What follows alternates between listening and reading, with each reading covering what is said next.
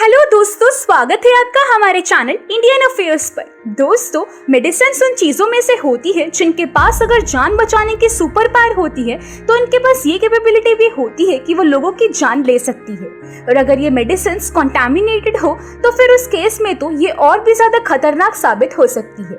India में अक्सर ऐसे फेक मेडिसिन और कंटामिनेटेड मेडिसिन के केसेस देखने को मिलते रहते हैं और गवर्नमेंट की लाखों कोशिशों के बाद भी इस प्रॉब्लम को पूरी तरह से सॉल्व किया जा पाना पॉसिबल नहीं हो पा रहा है।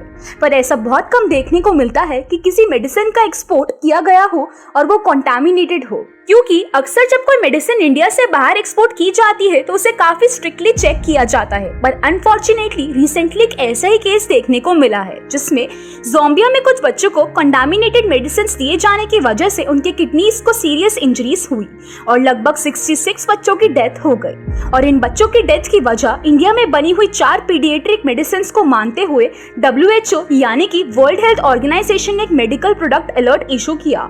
WHO के अकॉर्डिंग इन मेडिसिन की मैन्युफैक्चरिंग इंडिया के हरियाणा के सोनीपत में की गई है और इन मेडिसिन की ही वजह से ज़ाम्बिया, जो कि एक वेस्ट अफ्रीकन कंट्री है, वहां बच्चों में न सिर्फ एक्यूट किडनी इंजरीज दिखी बल्कि 66 बच्चों की डेथ भी हो गई। बता दें कि जिन मेडिसिन पर WHO ने क्वेश्चन उठाया है वो कुछ कफ सिरप्स और कोल्ड मेडिसिन है जिन्हें इंडिया में मेडेंस फार्मास्यूटिकल लिमिटेड ने सोनीपत में मैन्युफैक्चर किया था।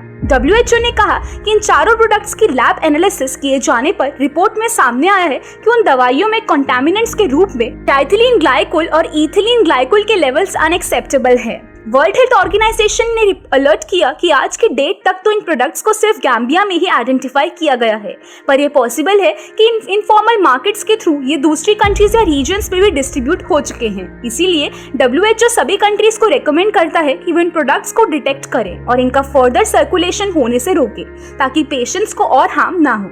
वहीं अगर इस सब में इंडिया के स्टैंड की बात की जाए तो यहाँ पर हेल्थ मिनिस्ट्री ने कहा कि उन्होंने ऑलरेडी इन्वेस्टिगेशंस लॉन्च कर दी है और उन्होंने WHO को भी बोला है कि उन्हें वो रिपोर्ट्स प्रोवाइड की जाए जो इन प्रोडक्ट्स और इंडिया पर लगे इल्जाम के बीच में लिंक को प्रूव करती है।